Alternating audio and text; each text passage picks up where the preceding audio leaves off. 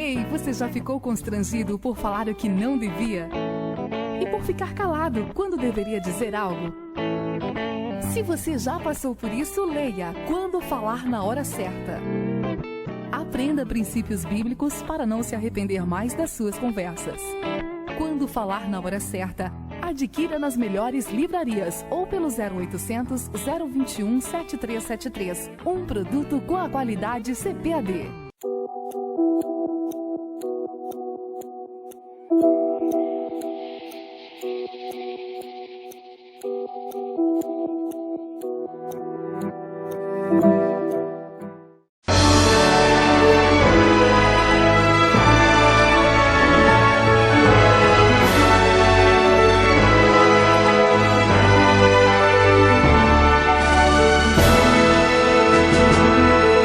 Subsídios. Lições Bíblicas Jovens. Lição 8. O relacionamento com pessoas de uma fé diferente. A paz do Senhor, querido professor. Como foi a lição anterior? Eu espero que a lição que tratava sobre relacionamentos virtuais, principalmente seguindo a ênfase de relacionamentos descartáveis, tenha sido útil e interessante para que o vosso aluno possa compreender a lógica desses relacionamentos nas redes. A lição de número 8 trata sobre relacionamentos com pessoas de uma fé diferente. Aqui temos, portanto, uma lição muito importante e que o professor, a professora, precisa de muita sabedoria, muita prudência e de muita alteridade para entender o outro, como entender, portanto, o contexto multicultural e plural que vive as sociedades urbanas em todos os países e em todo o mundo. Então, o objetivo desta nossa lição é explicar o sentido de religião tanto na esfera secular como teológica, compreender que as religiões não são iguais no plano bíblico e desenvolver tolerância, respeito e civilidade com as demais religiões. Observe, portanto, que Charles Taylor, um teórico social muito importante na Europa, cujas obras também foram traduzidas aqui no Brasil, na sua obra Uma Era Secular, ele fala principalmente dos desafios do secularismo dentro do contexto das sociedades, principalmente da sociedade europeia. E o que apresenta de tão importante o Charles Taylor é de como uma sociedade cristã, uma sociedade religiosa, paulatinamente tornou-se uma sociedade secular, onde a religião passa a ser questão privada, quando anteriormente a religião estava na esfera pública. Um dos pontos mais interessantes da argumentação de Charles Taylor é quando ele apresenta, que um dos pontos da secularização na sociedade moderna é caracterizada com o afastamento do jovem da sua comunidade cristã pela percepção de que sua religião não é única, que os valores que ele vive em sua fé, também há outros valores noutras tradições religiosas que até mesmo contrastam com a perspectiva que ele vive a sua fé na sociedade contemporânea. A perspectiva é muito clara. O jovem lançado no espaço urbano percebe, portanto, que sua tradição cristã ou a sua tradição religiosa não é absoluta e única, mas que ele divide o espaço público com outras e várias religiões, até mesmo diferentes daquele que ele professa. E daí, portanto, Charles Taylor inaugura um conceito também a respeito de secularidade dentro dessa perspectiva que agora há pouco apresentei. Então, o que significa religião? Olha, religião, em primeiro lugar, não é fácil de ser definida. A palavra religião, dentro do seu conceito latino, religare, foi proposta inicialmente por Lactâncio, um cristão primitivo, em resposta ao conceito de Cícero, que definiu a religião não no seu aspecto essencial, mas no seu aspecto funcional. Conceito até mesmo hoje que a própria sociologia da religião cuida, trabalhar a religião não enquanto essência, mas trabalhar a religião enquanto função. O que se expressa em não encarar a essencialidade da religião, mas a religiosidade, o dado como ela se manifesta dentro do chamado fenômeno religioso. Então, dentro da sociologia, como dentro da antropologia, definir religião é uma tarefa hercúlea. O próprio Charles Tagliaferro, que é um profundo conhecedor da filosofia da religião, ele mesmo descreve a dificuldade de se definir o conceito de religião. Essa proposta que nós tratamos aqui é apenas de apresentar um aspecto sintético. Em primeiro lugar, porque dentro da sociologia, dentro da antropologia, dentro da psicologia, você vai observar diversas definições de religião. Como, por exemplo, no primeiro momento vai se definir a religião dentro da perspectiva marxista, na crítica que ele fez a Hegel, que Marx fez a Hegel, ele vai falar da religião como ópio do povo.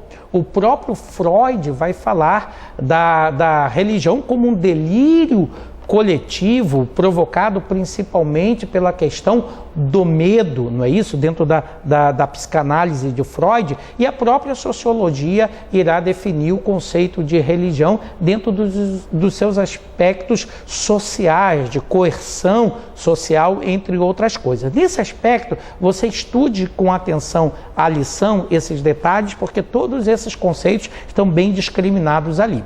Todavia, também tem um sentido teológico de religião, na qual, dentro do conceito natural de religião, o que é que você possui? Que a religião, portanto, ela é um desenvolvimento cultural, social e psicológico do próprio homem. Na verdade, dentro desse conceito da religião natural, um conceito que vem desde Hermann Heimarius, que foi professor de Hegel, e depois o próprio Hegel com a sua dialética hegeliana da tese, da antítese e da síntese, usada principalmente para falar da evolução natural da religião de Israel, já era uma contradição aos aspectos positivos da religião bíblica. Nesse aspecto, a religião em sentido bíblico tem a ver com a revelação de Deus ao homem.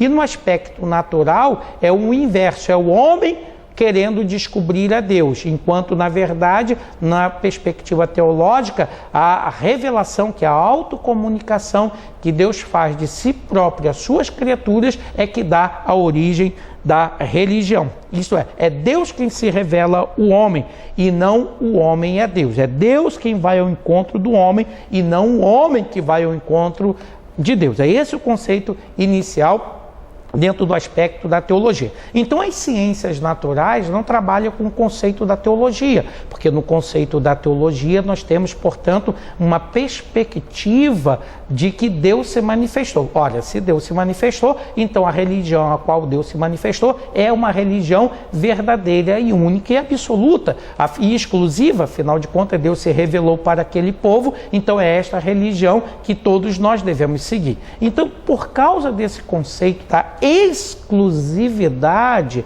da fé cristã, autores como o cristão inglês John Howard Hick vai falar, portanto, contrário à perspectiva de religião na teologia, como também da exclusividade da salvação em Cristo Jesus. Então, quanto a esse aspecto, o John Hick, ele vai propor alguns conceitos. Primeiro, ele vai condenar a exclusividade da religião cristã. Depois, ele vai condenar o inclusivismo dentro da religião, e vai adotar o conceito do pluralismo religioso e do pluralismo teológico, na qual ele defende a salvação em todas as religiões.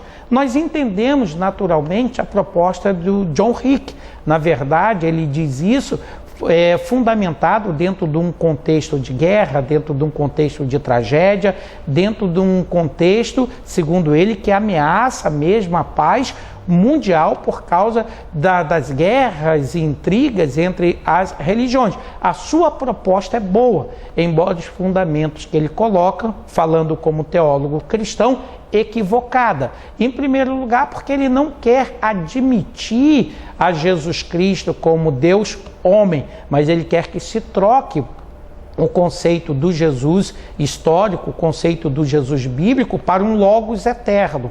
E assim, esse Logos eterno se manifestou para os judeus e cristãos como Jesus, se manifestou num outro ponto como Maomé, se manifestou em outro ponto como Buda, e assim todas as religiões tiveram os seus representantes e seus profetas e mediadores, e todos eles foram revelação do Logos, e assim sucessivamente todas as religiões salvam. Esse é um conceito sintético, rápido, do pluralismo religioso de John Hick. Mas a perspectiva cristã não é essa. E a perspectiva cristã considera, como nos fala o nosso contexto social brasileiro e até mesmo legal, de que todos têm o direito de expressarem a sua fé.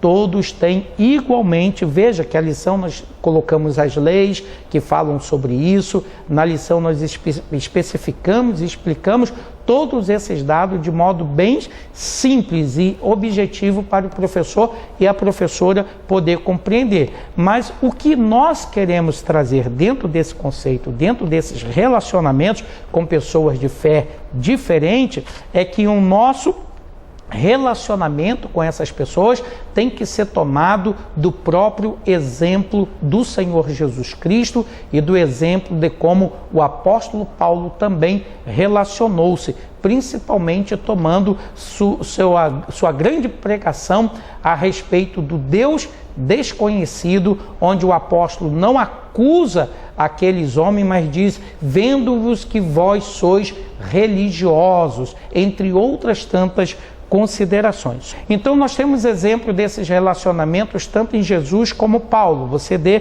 uma olhada na lição. E assim, nós defendemos a singularidade da salvação em Cristo Jesus e que a acusação que são feitas contra Cristo, contra o cristianismo, de que nós somos intolerantes, nós mostramos aqui na lição como deve ser dado a devida resposta a essas acusações. E o professor deve ler com bastante carinho e apreço essas características. Que Deus vos abençoe e até a próxima lição, em nome de Jesus. CPAD, 75 anos. A editora da Escola Dominical. CPAD